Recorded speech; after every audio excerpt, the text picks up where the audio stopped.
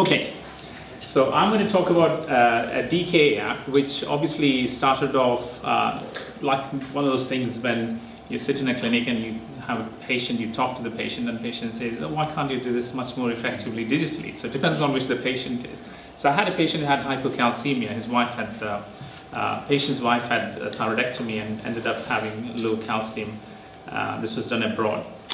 And he was saying, is there any easy way to monitor this, techie-wise? And I said, we can try. And this is how the conversation starts. And I said, instead of that, let's do something much more of a headache for most of us, because we all know, just to give you a brief idea of what DK is for non-medics. When the discussion came, I said, let's do some topic which is much more common and pertinent to most of us. So I said, why don't we look at diabetes, type 1 diabetes, where when patients get admitted with emergency, which is called diabetic ketoacidosis, and it's a life-threatening situation. Most of the doctors, and most hospitals, in fact all hospitals, have a protocol. When patients come, they need to get the investigation done, put a venflon in, give fluids, give insulin, look for other causes. But the problem is, we all know that they don't get followed up, and routine blood test, which has to be done periodically, doesn't get followed up.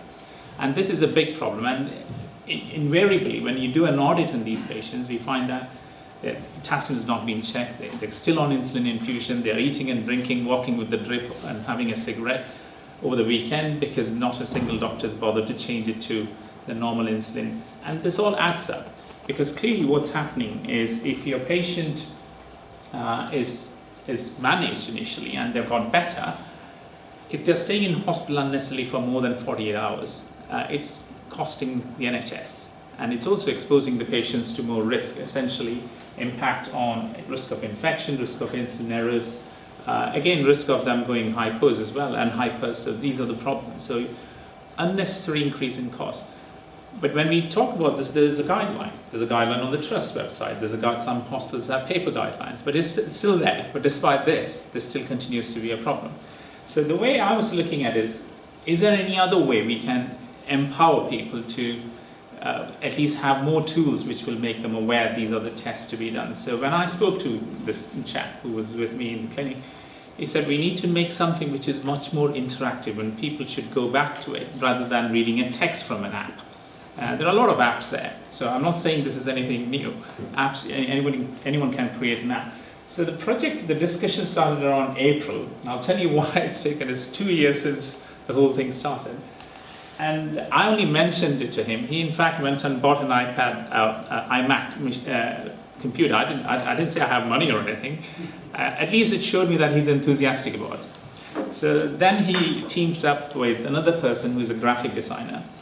And then we talked about, I gave him the guideline, our hospital guideline, which fortunately it happened just when the joint British guidelines have come out, so which we had renewed our guidelines and reviewed it. So this was a good opportunity for them to, okay, I gave him the written bit, and he looked at it and he made a sort of a flow chart with it, which I thought I quite liked the idea. And I told him, I don't have any money. Can we just work on it and see how it goes? And this was sort of a weekend project. So every weekend we had teleconference, again telemedicine, or not medicine. Every weekend we have teleconsultation. He actually moved to Chicago. He works for Warner Brothers now. So he had a lot of idea, and his main background was working in gaming industry. And the other guy, being a good artist, he had ideas as well. So we sort of decided we'll work on this, and we'll talk about funding later. They didn't ask me for money, so I was happy. But we said there's two options. Either if we manage to get it well, we can sell it for 99p or something, and we can get the cost back. Or we can probably ask industry, which I'll come to in a bit. And then obviously we were thinking which other group of people we need to focus. So obviously nurses, doctors, medical students. So in order to get them engaged, in our prototype when we were initially developing, we got them engaged as well. So every step, medical students, the nurses and the doctors were involved to see how they would use it. Just a simple, tactical thing. The girls used to go this way, boys used to go this way, simple things, which I thought was very interesting to observe when you go through the design phase. And then obviously, what options should we be giving? Should it be just on iOS or Android platform, or is it something which should be on the web base as well? So these were the sort of things. Obviously, with financial restriction, we thought we'd stick to iOS first. So this is the front page. I'll show you a video in the end. So it's nothing complex. It's basically simple. As you can see, this is the iTunes. So it was actually launched a couple of months back on the iTunes website, which we have about 200 odd downloads in 2 months, which I don't know is good or bad, but at least we got some download. So the advantage in this app is actually it gives you a feature where junior doctors can actually scroll across and see what are the tests to do at what point in time. The built-in feature which we are thinking about building an alarm to it. So when a junior doctor is seeing a patient, they can start the clock.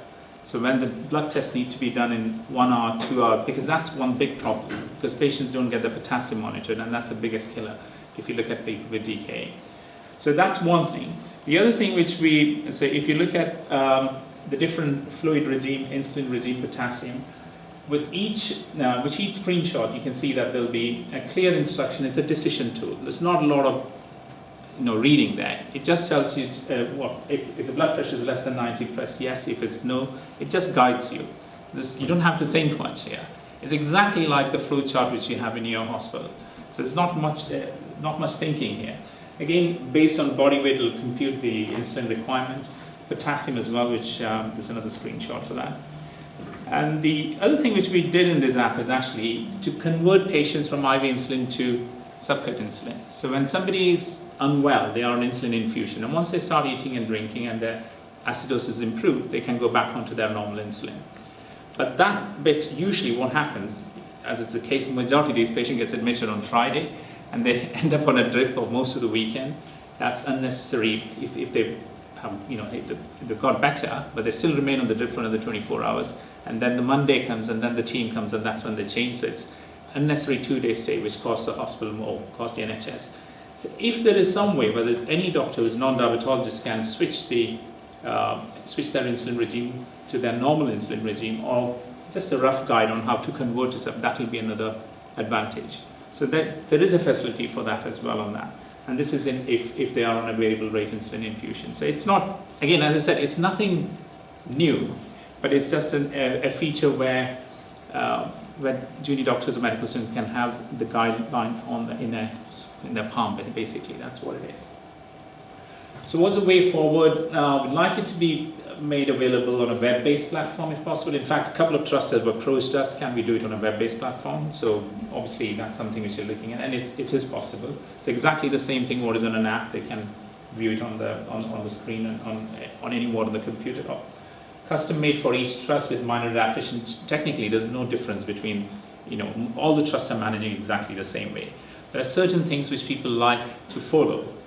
Each hospital have their own each consultants for that matter say, I would like the insulin to be written this way, or somebody will say, I would like the fluid to be written this way. So a little bit of that. So that can be adapted. We would also like to pilot and see what is how good are the junior doctors following the guidelines to what it is written in the guideline, if there is an app available as compared to no app available. So that's something which we'd like to look at. There are other, this is exactly what I was mentioning before. The other problem is actually education. So if you're a medical student or junior doctor, it's reinforcing. So if you have this, it's easy to look at it rather than scroll through different guidelines and find it, and even if it's a paper format.